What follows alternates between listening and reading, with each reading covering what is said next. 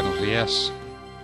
Son las 6 de la mañana de este lunes 6 de abril de 2020. Esta es la hora de la verdad. Y estos son temas y asuntos que trataremos en la grata compañía de ustedes durante las próximas horas.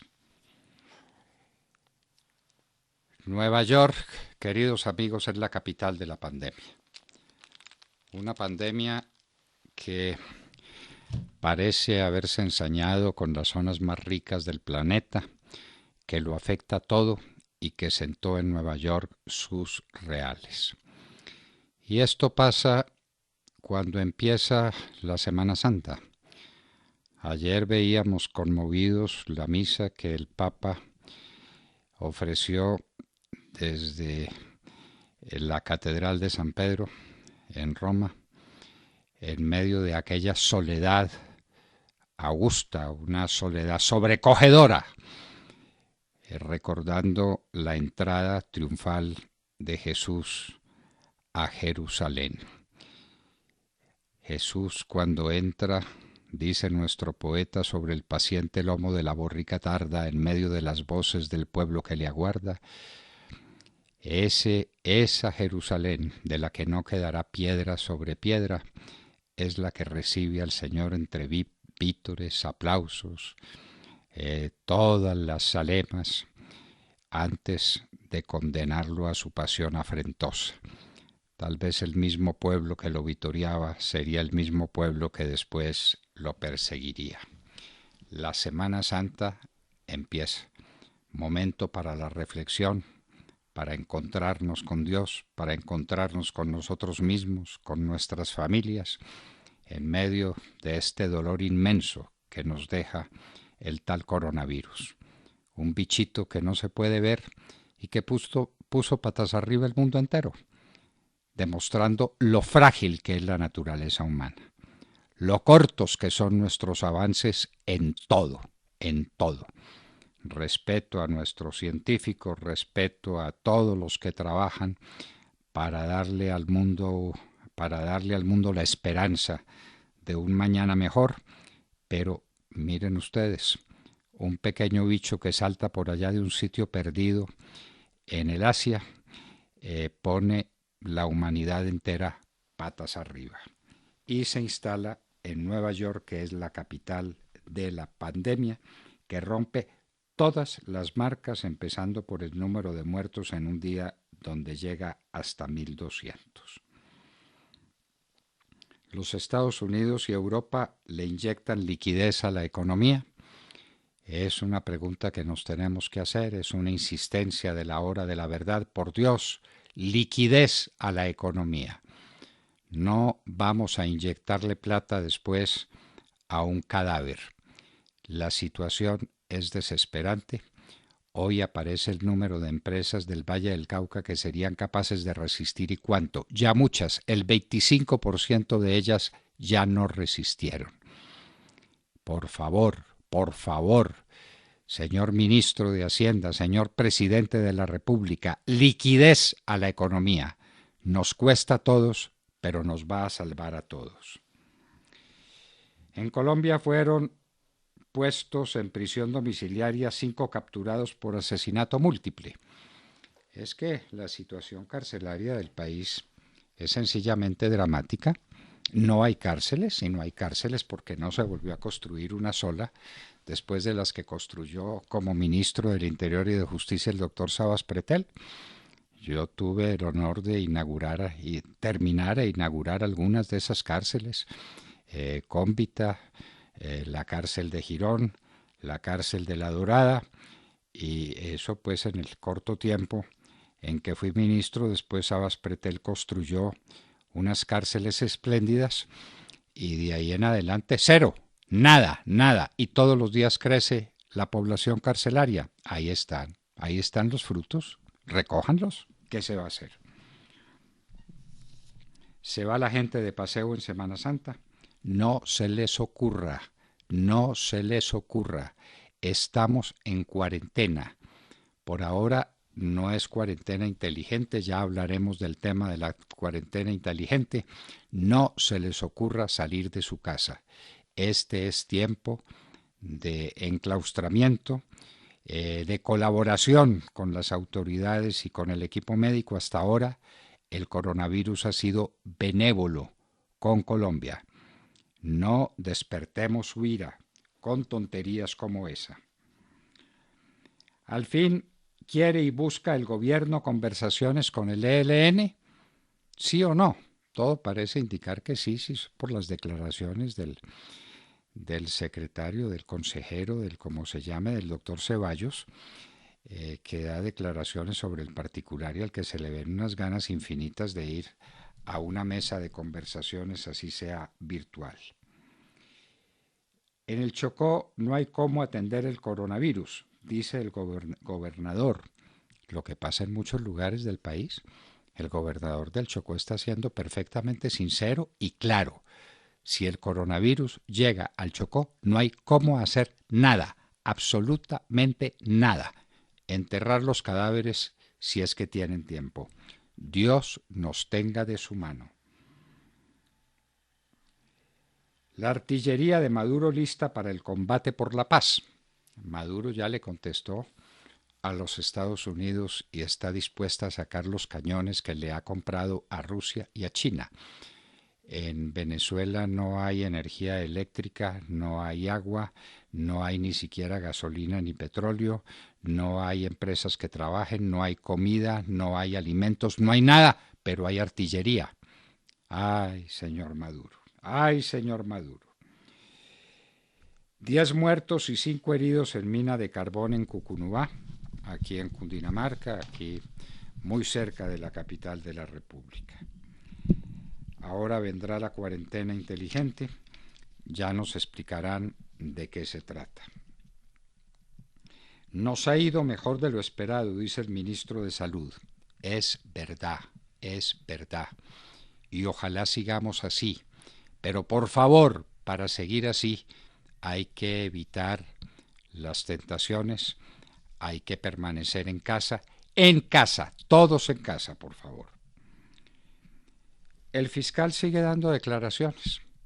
Una embestida feroz contra el señor embajador de Colombia, contra Fernando San Clemente, por un laboratorio de cocaína que encontraron en una finca, en una región, en una zona completamente abandonada no, cuidada para estar en el abandono, para ser fuente de agua, para defender la naturaleza.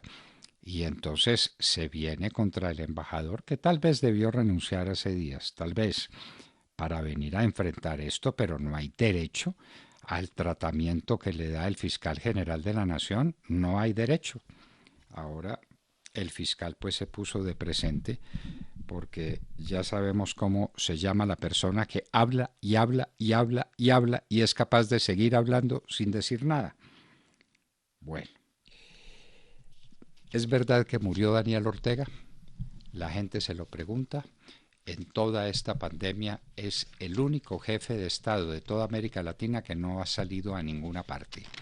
Él, que es todo fanfarronada y toda disposición hacia los medios, dicen que ha muerto Daniel Ortega. Es lo que dicen. ¿Hasta dónde aguanta esta economía en cuarentena? Hay que pagar la nómina. Insistimos en eso desde la hora de la verdad. Hay que pagar la nómina de las empresas. Boris Johnson, el premier inglés, está en el hospital. El hombre creía muy poco en el coronavirus, no se repone y está en el hospital. Dicen que solamente para tomarle exámenes.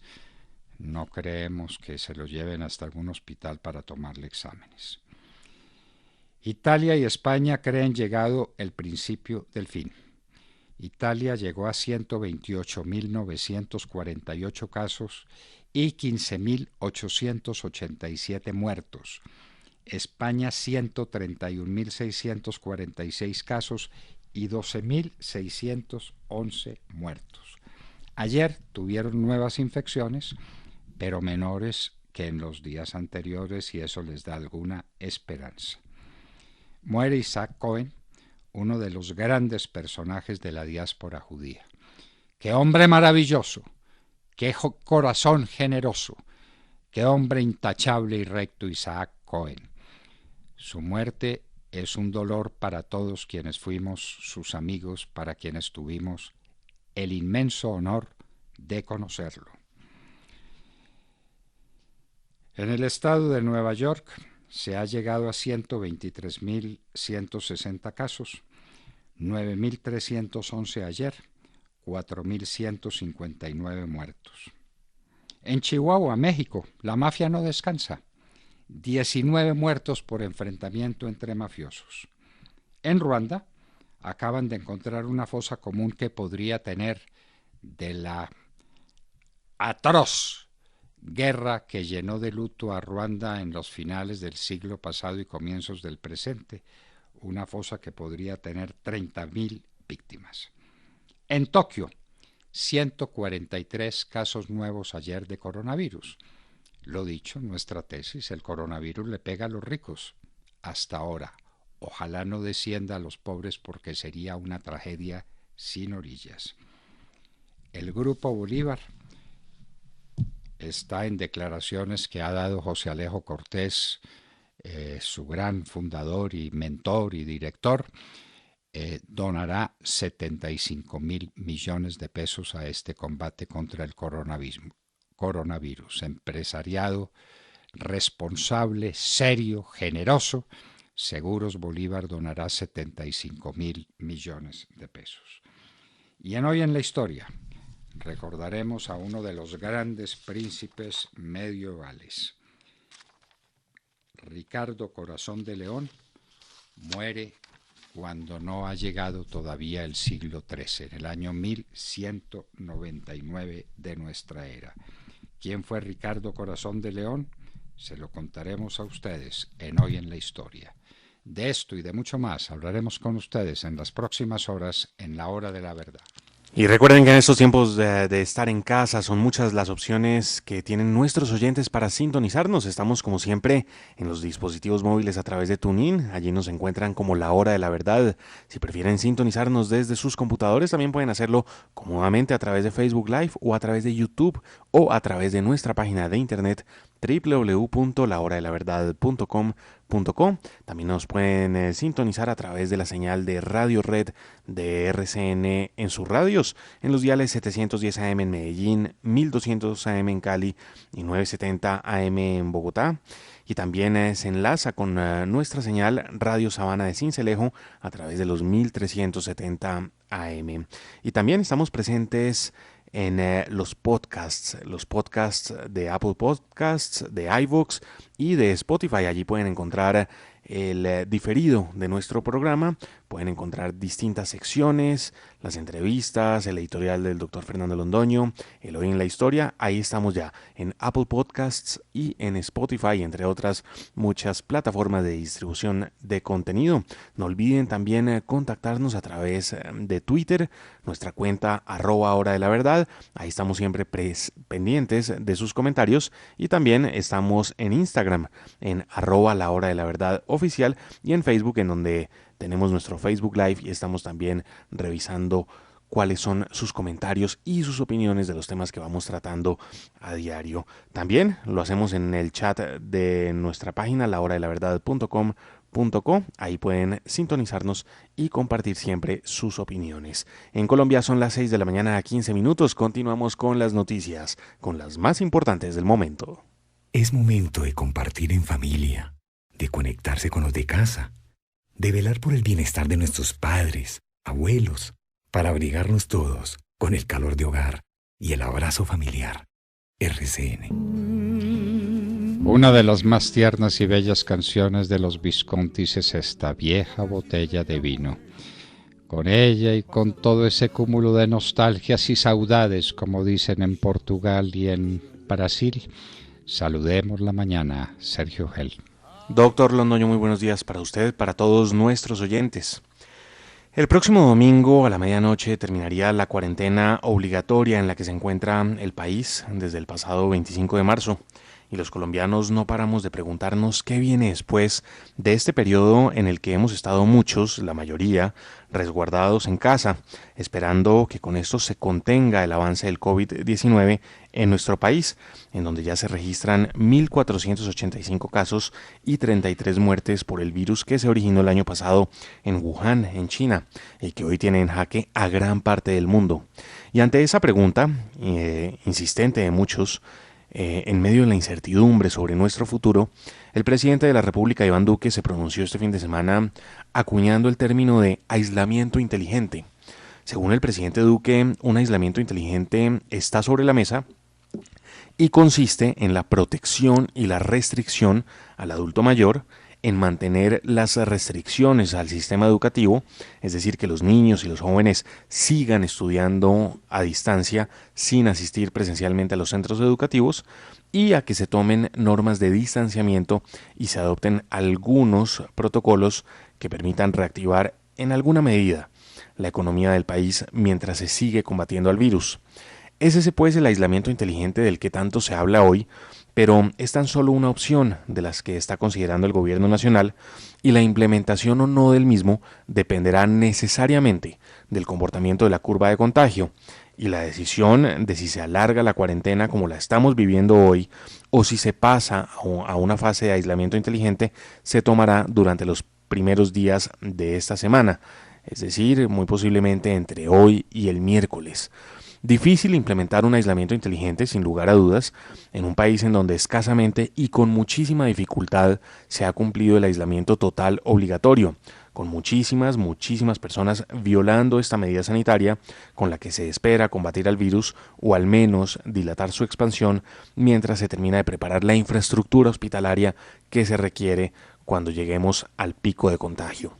Continuidad del aislamiento total o transición a un aislamiento inteligente, como se le ha denominado, ese es entonces el inmenso dilema en este momento, y será con base en la información y la evidencia científica que se tome la decisión por parte del gobierno nacional de si seguimos en casa como lo hemos estado durante los últimos días o si hacemos la transición precisamente a ese aislamiento inteligente que vaya uno a saber cómo se va a manejar en la práctica. Bueno, ya nos lo explicarán despacio. Por ahora, pues, cierre de colegios, por ahora aislamiento de los mayores de 70 años, de los ancianos. Por ahora, pues se saben algunas cosas. Sobre el teletrabajo no hay mayor cosa, sobre la financiación a las empresas que necesitan dinero para pagar la nómina tampoco se sabe nada.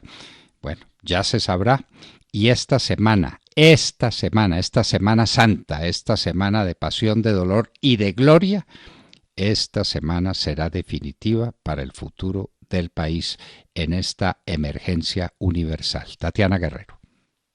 Buenos días, doctor Fernando, compañeros, y a toda nuestra querida audiencia. La cifra de contagiados en el mundo por el coronavirus COVID-19 supera el 1.200.000 personas desde que inició la pandemia. Más de 69.000 personas han muerto por el virus y más de 265.000 se han recuperado. Estados Unidos sigue siendo el país con más casos de personas contagiadas, con más de 337.000. En Reino Unido, mientras la reina Isabel II se dirigió a los ciudadanos en un discurso por televisión en el que les pidió que permanezcan unidos para superar la pandemia, esa nación registró por primera vez más de 700 muertes en 24 horas por el virus, y el primer ministro británico Boris Johnson fue ingresado en un hospital como medida de precaución ante los síntomas persistentes provocados por el COVID-19. El alto funcionario ha permanecido aislado en su residencia oficial desde que dio positivo a la enfermedad. España baja por tercer día consecutivo el número de muertos. Italia también lo hace. Con 525 muertos en 24 horas tuvo la tasa de mortalidad más baja en 2 semanas.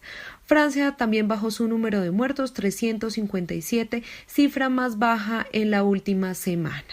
En México, el presidente Andrés Manuel López Obrador, el mismo irresponsable durante la emergencia del coronavirus que repartía besos y abrazos y no tomó a tiempo medidas, presentó su primer informe trimestral de 2020 en el que habló del plan para reactivar la economía de ese país, afirmando que el plan de recuperación económica no se ajusta al modelo neoliberal y manifestó aseguró que está basado en la suma de 3 elementos básicos: inversión pública, empleo pleno y honestidad, y así como austeridad republicana.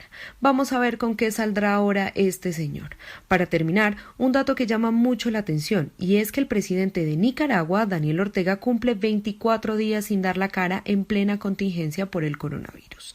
La última vez que Ortega apareció públicamente fue el 12 de marzo, cuando participó en una reunión virtual con los mandatarios de Centroamérica. Toda la gestión de la crisis por el COVID-19 ha sido asumida y manejada por su esposa y vicepresidenta Rosario Murillo, y mientras que ella afirma que el propio Ortega se encuentra coordinando acciones con las autoridades, se rumora que Ortega habría fallecido tras haber sido contagiado de COVID-19. Bueno, esta pues es la situación, queridos amigos, la situación internacional con el coronavirus. De Mar Córdoba. Doctor Fernando, compañeros de la mesa, oyentes de la Hora de la Verdad, muy buenos días. Hace un par de semanas se produjo un amotinamiento en varias cárceles del país, donde el hecho más grave se produjo, sin lugar a dudas, en la cárcel La Modelo, donde fallecieron 23 presos y 83 quedaron heridos, sumando guardias del IMPEC, que le hicieron frente a este caso que seguimos sin entender cómo llegó a esas dimensiones de orden público cuando todos conocimos que existían las interceptaciones de los bandidos que planteaban la posibilidad de esta acción criminal. Luego de esto y en medio de las noticias sobre el coronavirus, la ministra de Justicia, Margarita Cabello, entregó declaraciones donde anunció que habría excarcelación para unos 10.000 presos, entre otras cosas, por el peligro que representa el coronavirus en los centros carcelarios desbordados por el hacinamiento. Hoy, el hacinamiento en el sistema carcelario es del 53%. Mientras hay cupo para 80.000 personas, las cárceles tienen por lo menos 34.000 detenidos de más sin la capacidad para ello. En total, hoy las cárceles en Colombia tienen 124.105 presos de 80.000, que son los cupos que debe haber, para que estén en condiciones de dignidad humana. Como se supone que el decreto salía en unos pocos días, la verdad es que parece que se pensó más en el anuncio que en las consecuencias y en la manera de adelantar el complejo proceso de excarcelación, pues cuando menos debería dedicarse un enorme esfuerzo de jueces que otorguen la salida de los más de 10.000 presos, y la pregunta es, ¿acaso tenemos tantos jueces para eso? ¿Y cuánto tiempo nos tardaría? Pero además no deja de ser preocupante la garantía que esos que salgan de la cárcel sean realmente personas que no representen un peligro para la sociedad y que no hagan pensar que delinquir se paga, tarde que temprano, pero paga. Para mañana, de acuerdo con información de la prensa nacional, los reclusos de todo el país convocaron a una protesta nacional para que el gobierno tome medidas fuertes con el fin de protegerlos de posibles contagios de coronavirus, algo que es totalmente evidente. Según explicó un preso de La Picota en Bogotá, al diario El Tiempo, habrá cacerolazos, huelgas de hambre y manifestaciones con telas blancas. En este asunto, el fiscal general de la Nación, Francisco Barbosa, expresó que no es partidario de la excarcelación masiva porque, dijo, la medida traería problemas de seguridad pública. Sugirió, en cambio, reubicar a los presos más vulnerables en bienes que administra la Sociedad de Activos Especiales, la famosa SAE. Idea que por supuesto nadie entiende, a qué horas van a adecuar casas para albergar presos y de dónde saldrá nuevo personal del IMPEC para adelantar las labores de vigilancia. El decreto de excarcelación de la ministra. Un anuncio que resultó muy sencillo, pero que en la práctica es todo un enredo para la ministra de Justicia, Margarita Cabello, que no ha logrado desenredarse de ese problema. ¿Cómo es de fácil dar declaraciones? ¡Ay, María! En evidencia. Sí, dar declaraciones es lo más fácil que hay. Pasar a los hechos, eso es otra cosa, bien distinta. Santiago José Castro. Doctor Fernando, muy buenos días para usted, para todos los compañeros en la mesa y para todos los oyentes de la Hora de la Verdad. Bruce McMaster, presidente de la ANDI, ya había pedido la suspensión de pagos de créditos con vencimiento a 12 meses en aras de liberar cerca de 80 billones de pesos. Ahora es Arturo Calle quien en una entrevista concedida a Noticias Caracol ha pedido que se amplíe el plazo para el pago de impuestos, pues los empresarios no tienen dos cajas, una para pagarle a los empleados y otra al Estado. Afirmó que si el Estado nos dice que no puede ampliar los plazos, quiere decir que no va a haber caja para pagar lo que son empleados, cosa que me parece muy grave. Insistió en que las empresas podrían pagar sus nóminas 2 o máximo 3 meses. De ahí en adelante, doctor Fernando, sencillamente no habría cómo.